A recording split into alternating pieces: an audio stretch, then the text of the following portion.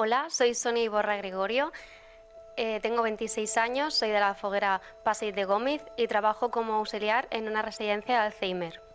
El nuevo calendario de hogueras me parece ahora mismo que, ya que es una prueba, que está un poco justo porque, por ejemplo, a nosotras se nos juntan con las presentaciones, con los actos con el jurado y con las pedidas. Mi acto favorito de la Semana de Hogueras es, sin duda, la ofrenda de flores, porque este año lo he vivido muchísimo más emocionada, y también las mascletas. Creo que la fiesta, después de 2 años de parón, ha llegado a mucha más gente, tanto a los fogueres como a los alicantinos, y estoy sin duda convencida de que va a seguir así el resto de años. Sin duda le dedico mi año de belleza y de candidata a mi madre porque ha estado a mi lado en todo, ha sido un gran apoyo, gracias a ella he podido disfrutar de esta banda y también a mi hermana mayor.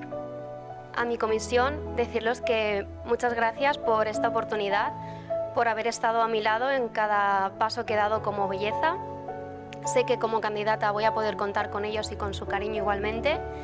Ha sido un honor representaros y espero haber estado a la altura. Un beso.